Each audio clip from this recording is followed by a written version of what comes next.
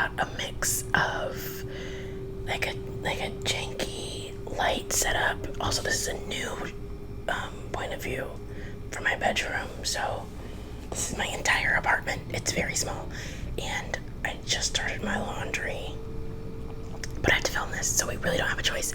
So what's gonna be in the background? I'm so sorry. Today's video is going to be a video about all the books that I wanted to get to this year that I didn't get to, and I have so many because obviously I want to get to all of the books that I purchased, and I just started reading this year and I purchased a lot of books. So let me count these really quick.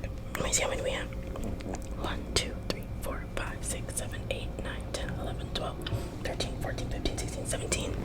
Okay, so 20 or so books, give or take, because there's some that I can't see. The stack is as high as my hips from the floor. And there was a semblance of order to this, but then I just lost the order. So we're gonna just do it. And of course my cat is using her litter box, which is right below me. So hopefully we'll just wait a second.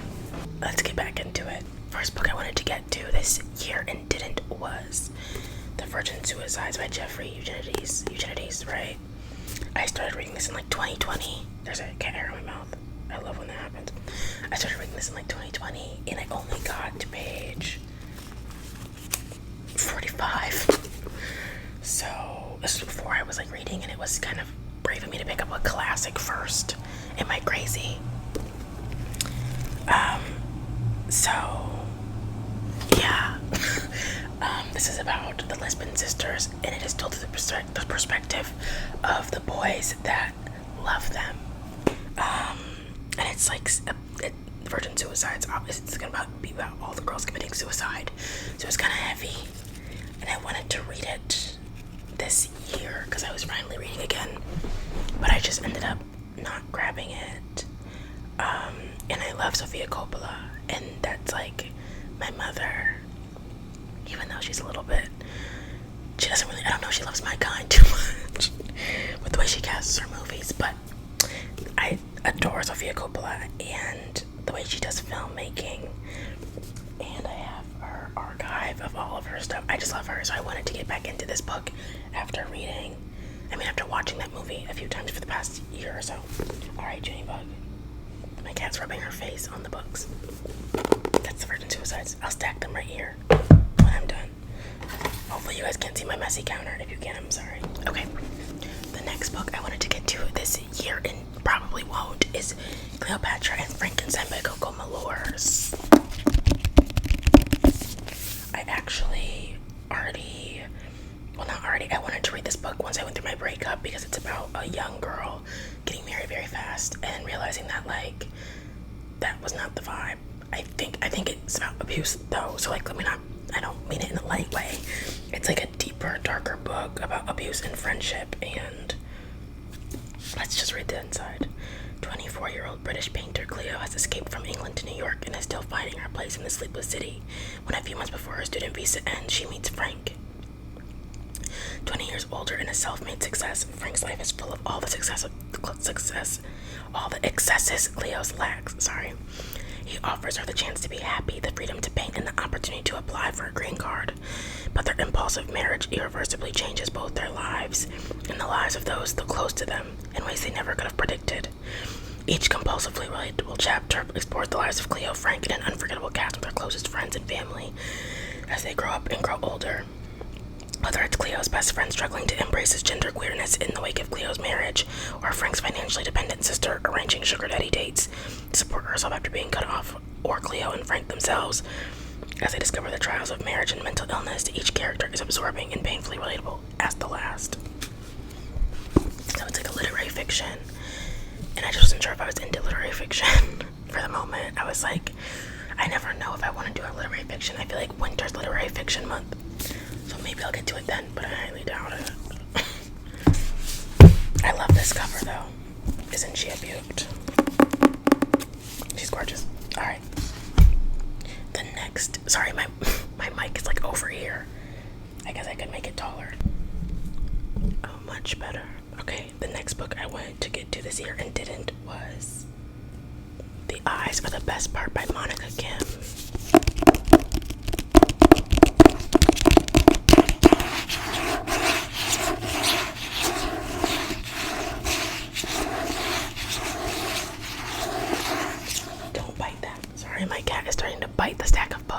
is going on? The Eyes Are the Best Part by Monte. This book is about, once again, I'll just read it to you. I feel like if I just talk about it, this video will be 45,000 years long, so I will just read you the synopsis. Ji-won's life tumbles into disarray in the wake of her appa's extramarital affair and subsequent departure. Her mother distraught, her younger sister hurt and confused, her college freshman grades failing, her dreams horrifying yet enticing. In them, Ji-won walks through bloody rooms full of eyes, succulent blue eyes, salivatingly blue eyes the same shape and shade as George's Uma's obnoxious new boyfriend. He brags about his puffed-up consulting job, Ogle's Asian waitresses while dining out, and acts condescendingly toward Ji-won and her sister, as if he deserves all of Uma's fawning adoration. George doesn't deserve anything from her family. Ji-won will make sure of that. For no matter how many victims accumulate around her campus or how many people she must deceive and manipulate, Ji-won's hunger and her rage deserve to be satiated. I just think it sounds so fun and cunt, and it's short. Maybe I will get to this in the wintertime because it feels like the kind of book that I just need to sink my teeth into. So, yes, that's The Eyes Are the Best Part by Monica Kim. And now there's a train. The next book is a book I wanted to get to in the fall time that I never really got around to. One, because it's a giant book, and two, because I couldn't figure out which season it fit into. Like, it was never like autumn enough for me to be like, oh, I need to read this autumnal book right now. But let me just show you what it is. It is none other than Plain Bad Heroines by Emily M. Danforth. And this is like a tome of a book. Like, she's giant, she's heavy. A heavy, thick girl. But I really wanted to read it. And I'm really sad I haven't gotten to it. And I might, but I want to read Twilight in the winter. So, let me read you the synopsis for this book. Even though you've probably heard all these synopses before through my videos. But this is a more concise mixtape of books. Okay. Our story begins in 1902 at the Brookings School for Girls.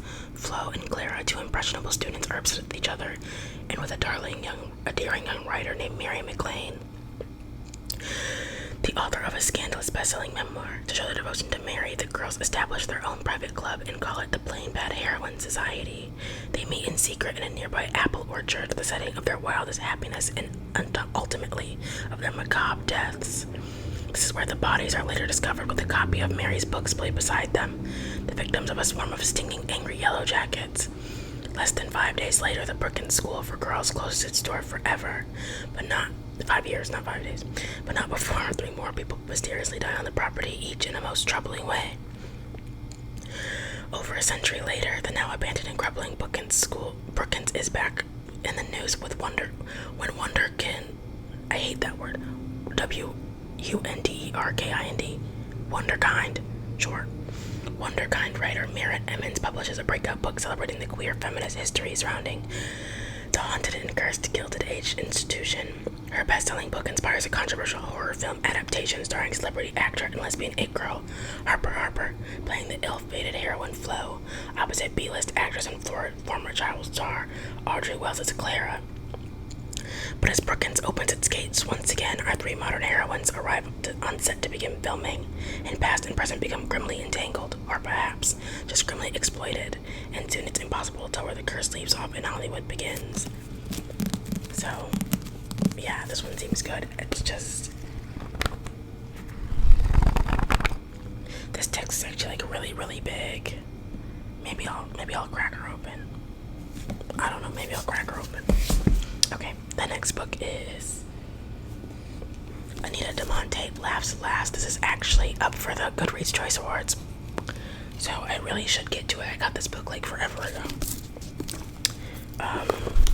but it always seems so interesting. I'm just gonna read you the inside of this again. 1985, Anita de Monte, a rising star in the art world, is found dead in New York City. Her tragic death is the talk of the town until it isn't. By 1998, Anita's name has all but been forgotten, and certainly by the time Raquel, a third-year art history student, is preparing her final thesis on College Hill, surrounded by privileged students whose futures are already paid for them, Raquel feels like an outsider. Students of color like her are the minority there, and the pressure to work twice as hard for the same opportunities is no secret. But when Raquel becomes romantically involved with a well-connected older art student, she finds herself unexpectedly rising up the social ranks. As she attempts to straddle both worlds, she stumbles upon Anita's story, raising questions about the dynamics of her own relationship, which eerily mirrors that of the forgotten artist. Moving back and forth through time and told from the perspective of both women, Anita de Monte laughs last as a anyway, that's the part that I hate. When they start getting into like random praise. But yeah, I wanted to read this one, and I was very shocked to find it on the Goodreads Choice Words list because I haven't heard anybody talk about it. It's been on my shelf since like March, so that's good news, and I really want to read it more. And yeah, this is a thriller book. I guess I should tell you what the genres are. I'll tell you really quick. So this is a thriller. This is a literary thriller, horror thriller, literary horror thriller. This is a thriller. This is a lit fic. This is also, I think, a literary fiction / classic book. Okay. Back to the regularly scheduled programming. Oh my gosh. The next book that I wanted to read, which is no surprise to anybody, is Emily Henry's Funny Story. I feel like I need to read this because I love Emily Henry so much. This is a romance novel, obviously, and this follows our main character and the main male character meeting because they have to move in together after they go through breakups and they realize that their exes are dating each other. So I think they fake date to get back at each other. At least that's what I think. I also realized in my last video that all of Emily Henry's books are kind of like enemies to lovers / fake dating, which is interesting. But yeah, that's this one. I have the pretty. I think this is the pretty one. I might not be, but it has a pretty pink cover. So yeah, I really want to get to this one sooner than later because I just really want to, but I just haven't. I find it hard to reach for a romance book, if that makes sense. I just am more into people dying than people being like, oh my gosh, this is so great. You know what I mean? But anyway, yes, that's that one. Next we have Tomorrow and Tomorrow and Tomorrow by Gabrielle 7.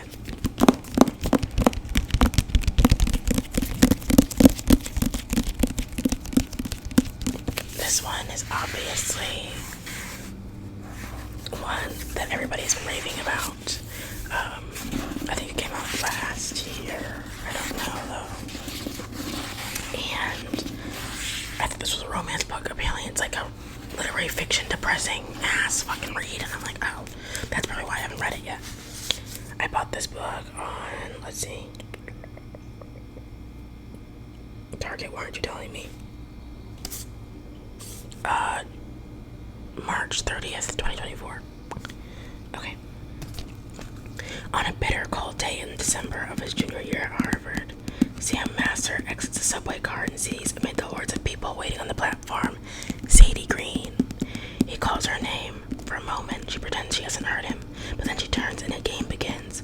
A legendary collaboration that will launch them into stardom. These friends, intimates since childhood, borrow money, beg favors, and before even graduating college have created their first blockbuster, Ichigo. Overnight, the world is theirs.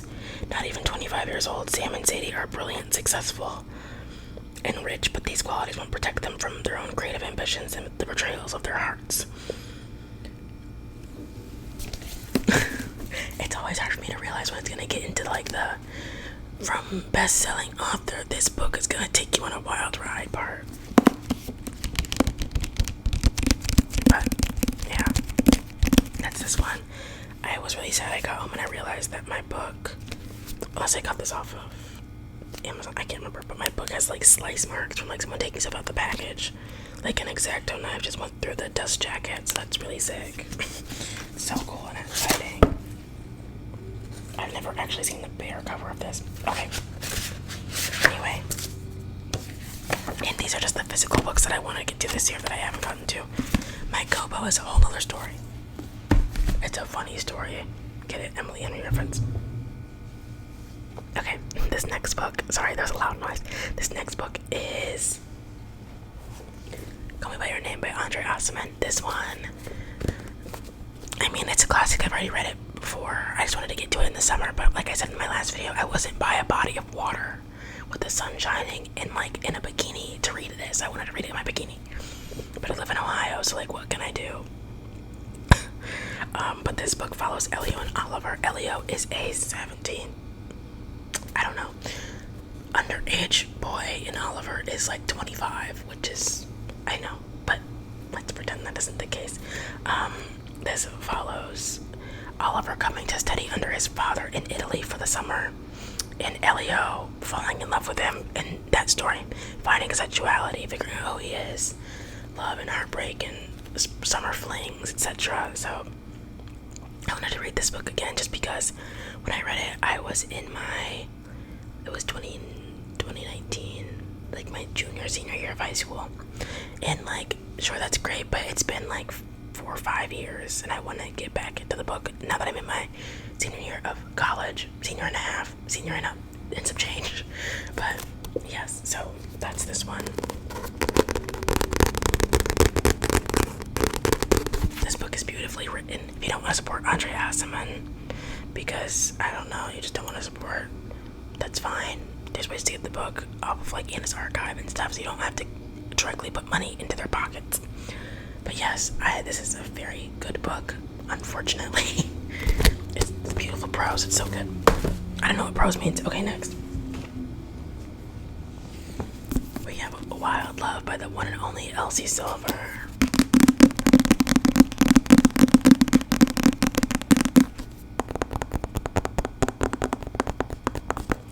This book I also really wanted to get into and read. It's a single dad trope. I hate that, you know, like, oh, of course it is. Just kidding, I love that shit. And I feel like it'd be easy to read. I've never read Elsie Silver before, and the cover was so pretty to pass up. I was literally searching for this book for so long at Target, and they never had it. The only place I can get books near my college campus is at Target. That's where I get everything, and if I don't get it from there, I get it from Amazon, unfortunately. But what can you do? Yeah, so this is like, I think, a grumpy sunshine. I don't know. Not to speak in tropes, but I think that's what the trope is marketed as. Let me read this to you guys. Forbes may have labeled Ford Grant the world's hottest billionaire, but all he cares about is escaping the press and opening a recording studio in gorgeous small town Rose Hill. Something that comes to its reaching halt when he ends up face to face with a young girl who claims he's her biological father. Now he spends his days balancing business with parenting a sullen 12-year-old, all while driving desperately to keep his hands the hell off his best friend's sister, Rosie Belmont.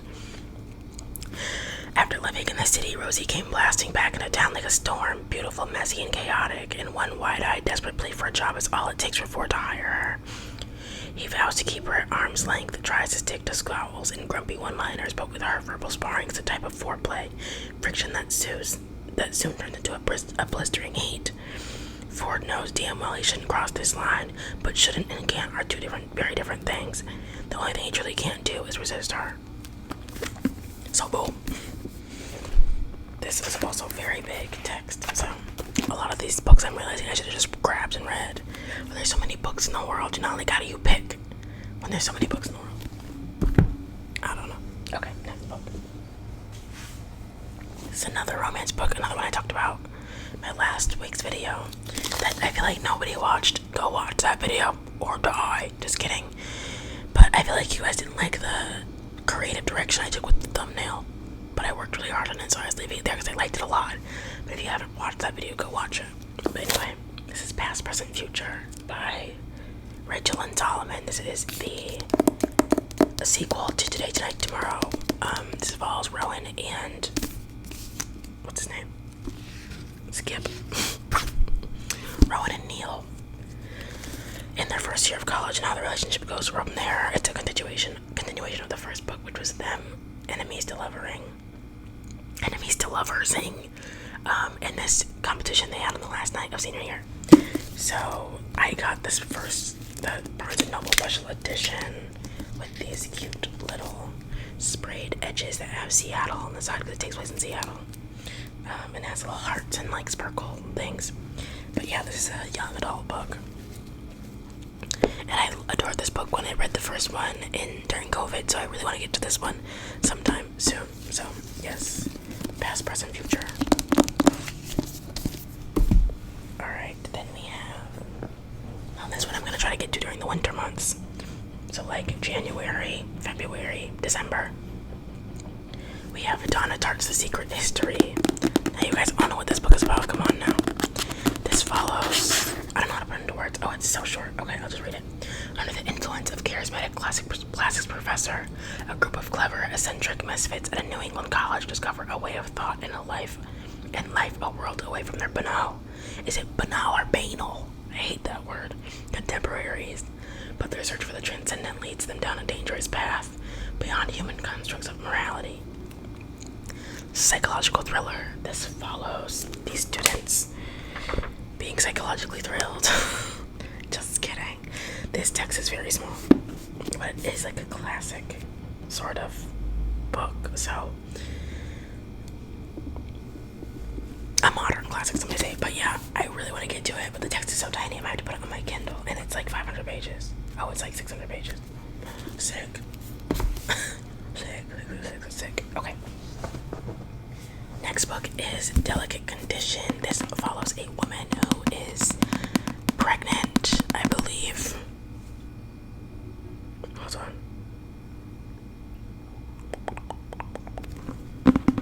Okay. She's trying to get pregnant. She's trying to do IVF. It's not working. And then the doctor says, well, it works once. The doctor says that she has a miscarriage, but she's like, no, girl. You're not getting a cat. Sorry, that's not the time. But you guys know that meme. But she thinks that she is still pregnant with this baby, and everybody's telling her she's not, but the baby is talking to her, seemingly. So it follows her in her spiral through what she's trying to figure out what's inside her, and trying to figure out what these people are thinking, and telling her if she's right or not. So yeah, this book sounds really, really good, and I've wanted to read it since I bought it. Do I have the thing in here? No, I don't. I got it over the summer, and I've always wanted to be reading it, so yeah, that's that one. The next book is I Have Some Questions by Rebecca Makkai. Oh, okay, on me for remembering that. This follows a lady, I think, who graduated from college, and her friend was murdered in college, and she goes back to the school as a professor. Yes, and she starts digging deeper back into the tragedy and trying to figure out the unsolved mystery of her friend's murder or disappearance. It's one of the two. Oh, she's a film professor and a podcaster. So yeah, I got this book ages ago, like actually so long ago. Maybe one of my first books that I bought when I started back into reading, and I've wanted to read it for so long, and I just haven't. So I want to get to this one. Alright, this deck is getting higher and higher. I only have like 5 left. Next up is Mother Thing. This book, I've always wanted to read this one. Even when I wasn't really reading, I was still going to Barnes & Noble and perusing, and this cover just kind of got me. Yeah, this is about a woman and her husband, and they move in with her mother, well, with his mother, so her mother-in-law, and she does not like them. And then I think she passes away. Yeah, she kills herself. And then she starts to haunt these two. So, it's interesting, to say the least. I really want to read this just because the cover looks good, and I feel like other people have read this and loved it. So, and once again, it's another short book, 230 pages. So, yeah. that is Mother Thing by Ainsley Hogarth.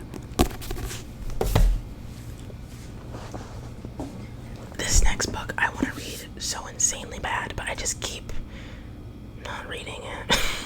It is The Tainted Cup by Robert Jackson Bennett. This one has a good sound.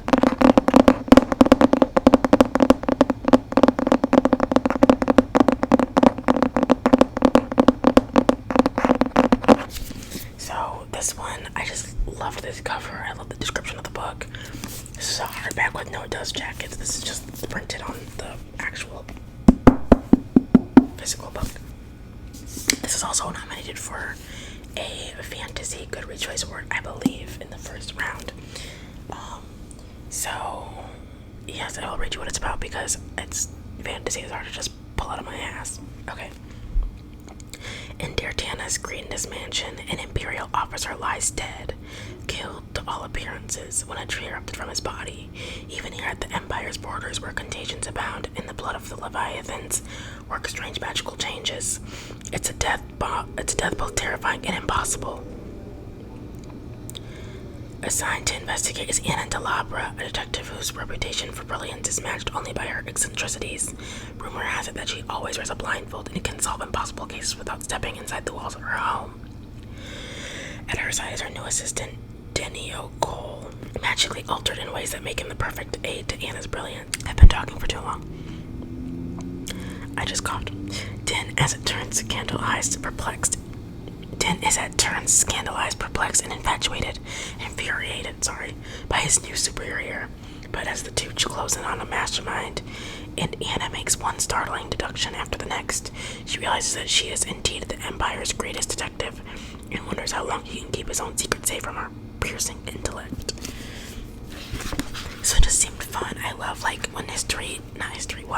when fantasy is kind of rooted in thriller, like a thriller fantasy. Those are really fun. So I will hopefully get to this one day. This book sounds so good. But okay. The stack is stacking. It's slanted. Okay, next book. Second to last book is The Perry by Casey McQuiston. I bought this book because I wanted it, and it looks good, and it sounds fun, and I wanted to read it, but once again, I suck at reaching for romance.